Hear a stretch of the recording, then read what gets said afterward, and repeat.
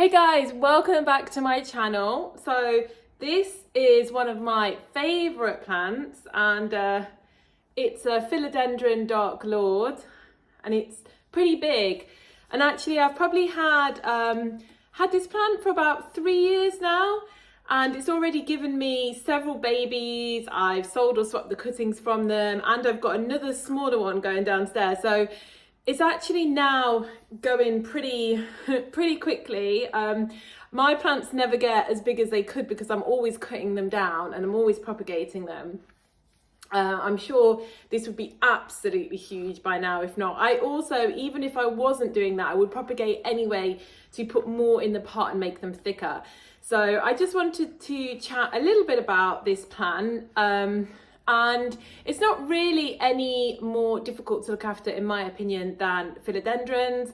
And I find that you just sort of find your plant that you like. And for me, that is philodendrons. I'm a bit of an overwaterer, so I'm never going to kill a plant because it's underwatered.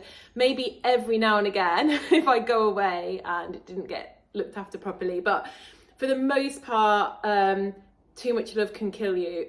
And I overlove my houseplants and I overwater them. And that's why I really like philodendrons, because they can handle a lot of water. In my experience, they quite like a lot of water. I just make sure that they're in very well draining soil. So I don't know if you're going to be able to see the base here, but I put stones in all my plants because I have a cat and she doesn't mess with my plants other than to wee in them if she gets the opportunity, which pretty much kills them. So all my plants have stones over the top and that stops the problem. A little bit of a tip if you have pets. She never eats them. She just, likes to use them as a public bathroom sometimes if they're not preventative.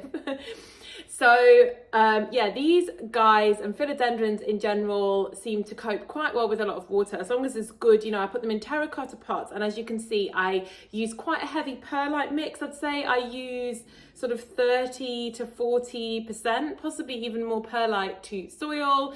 And I find that most of my philodendrons thrive in that experience. These also seem quite pest resistant, because I did have a period where I had thrips on my houseplants and they actually decimated some of my very small houseplants, and I have to start again and go and seek those plants out now. And it's a little bit more difficult now we're not in Europe anymore, because I used to actually get them sent in from Europe. But this is one that came from Europe and it's still doing really well. And like I said, even though those around it seem to get pests, this one pretty much didn't even get any issues from that, even when I had them. And now I have completely got rid of them, like I said, with Provanto. I had to go chemical in the end. This one never seemed to have a problem, so I would say it's pretty pest resistant out of the philodendrons. And yeah, I think it's pretty easy to care for and it's absolutely gorgeous. The size of the leaves is pretty nice now, although I know they could get even bigger, and then they start to look a little bit more frilly when they get even bigger. And yeah, just a beautiful kind of gothic plant if you've got, if you're into the darker plants. They have these really nice red backs. I don't know if you can see that. And the new leaves kind of come through quite red. There you go, that's a nice angle. I have these little butterflies that I put on my plants as well.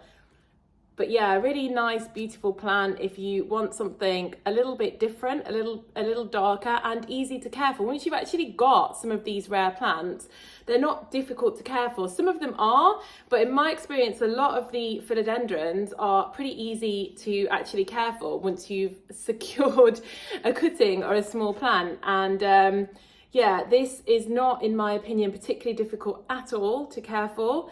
And it makes a beautiful, stunning plant. I think it would be even nicer if it had a few plants in the same pot, which I will work towards. It's just that I'm always chopping and propagating. So unfortunately, a lot of my plants never get that big, which is why I wanted to come on and make this video for you whilst it is nice and big before it gets cut up into 5 or 6 different plants. But beautiful plant, definitely one of my favorites, and I actually will keep the top cutting this time and see how big we can actually get the leaves, and maybe I'll come back and do another video. All right, I hope everyone is well, and I'll speak soon. Bye bye.